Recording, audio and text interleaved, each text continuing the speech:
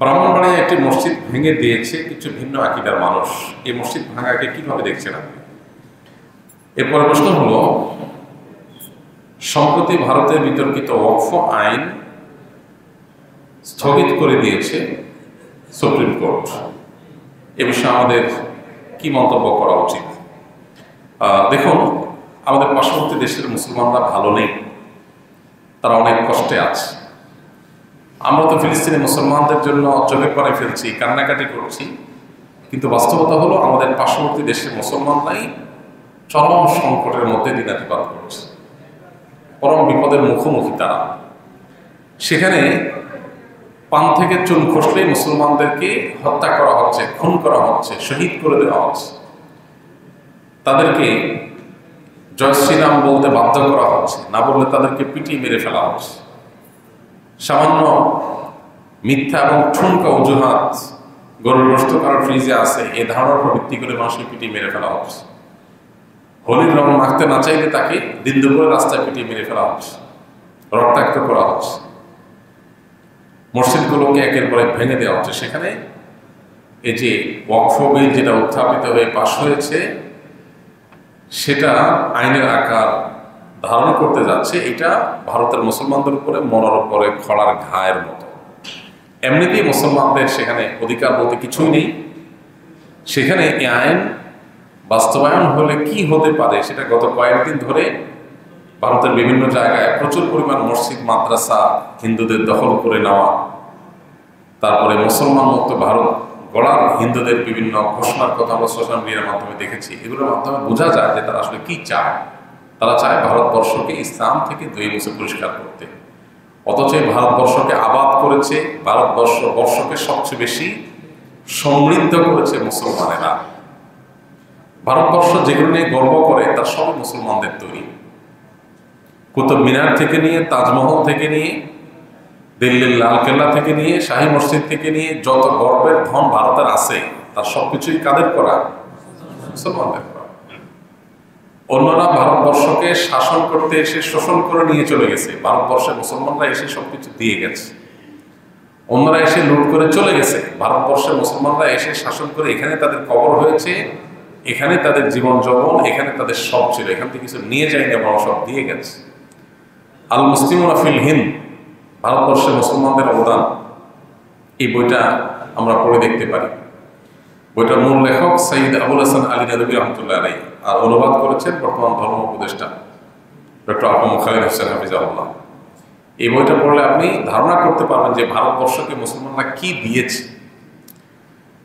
আমরা ভারতবর্ষের যে সমস্ত সুস্বাদু আম খাই, আম, এই যে ল্যাংড়া আমটা পর্যন্ত সেখানে লেখা আছে, এগুলো পর্যন্ত মুসলিম শাসকেরা বাহির থেকে ভারতবর্ষে তারা এনেছে।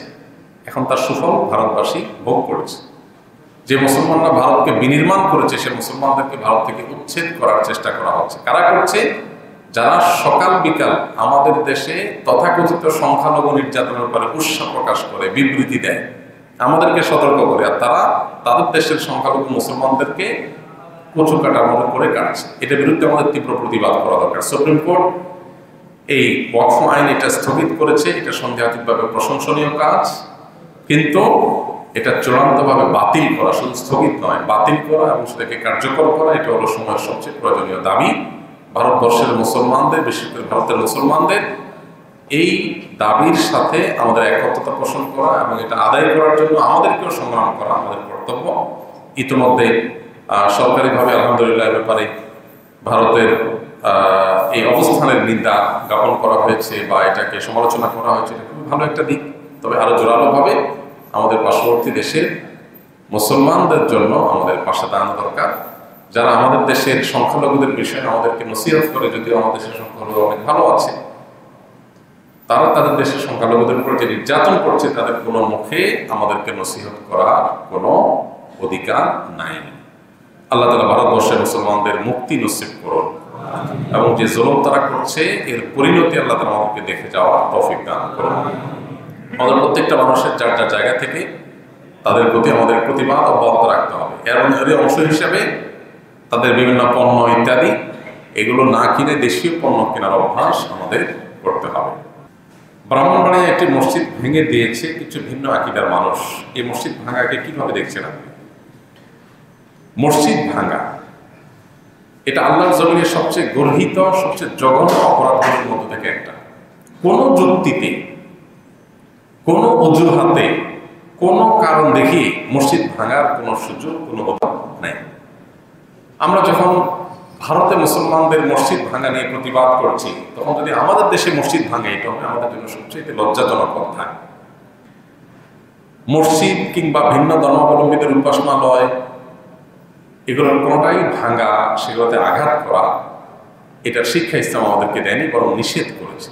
আপনারা অনেকে জানেন, নবী করিম সাল্লাল্লাহু আলাইহি সাল্লাম জিহাদের ময়দানে পর্যন্ত অন্য ধর্মাবলম্বীদের উপাসনালয় পর্যন্ত তিনি আঘাত করতেন না, বরং ইসলামে পরিষ্কারভাবে নিষেধাজ্ঞা রয়েছে অন্য ধর্মাবলম্বীদের উপাসনালয়গুলোকে আঘাত করার ব্যাপারে।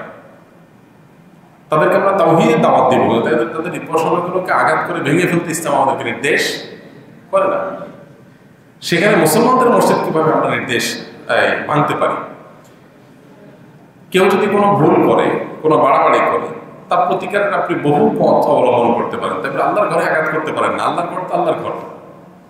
কেউ যদি কোনো মসজিদ আল্লাহর ঘরের জন্য জমি ওয়াকফ করে থাকে, দান করে দিয়ে থাকে, তখন সেটা আল্লাহর ঘর হয়ে যায়, এটা মালিক আল্লাহ। ওটাতে আঘাত করা এটা শরীয়তে সবসময় নিন্দনীয়। এই জন্য কোনো যুক্তিতেই মসজিদে আঘাত করা জায়েজ নয়।